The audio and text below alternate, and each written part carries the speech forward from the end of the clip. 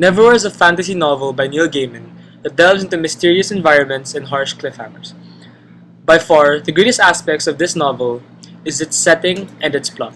Richard Mayhew is an ordinary man living in an extraordinary world. He just doesn't know it yet. No one from London Above does. Early events in the novel foreshadow the hardships and pains he will soon discover and experience. On his way to a dinner with his fiance's boss, he stumbles upon a bleeding girl lying on the street. Though no one else seems to pay her any mind, and against the wishes of his fiancée, Richard carries the girl back to his apartment and cleans her wounds. The next morning, he lost his life. It was like he did not even exist anymore.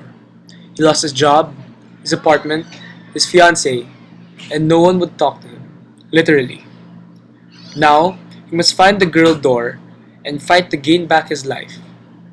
Through the journey, he meets an ensemble of interesting and intriguing characters, such as the Marquis, Mr. Vandermar and Mr. Coop, Hunter, the Rat Speakers, the Angel Illington, and many, many more.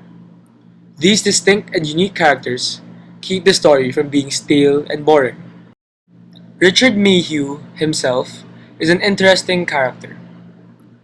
He not only is a round and dynamic character, but he gives life and a sense of familiarity and relatability in an otherwise mysterious and harsh world. Dora is another standout character. She too is round and dynamic. At times, she may be seen as a headstrong and independent woman, but is also vulnerable and shows a soft side at times. The Marquis, yet another character who is round, but at this time is static. He takes the form of a trickster and serves as the guide not only to Richard, but in a sense is also the guide of the reader, often explaining things about London below that are otherwise confusing. Another aspect of the plot is the society of London below. These strange groups of people, if you could call them people, are so strange and alien that they are not only physically different, but their practices and social structures are equally intriguing and interesting.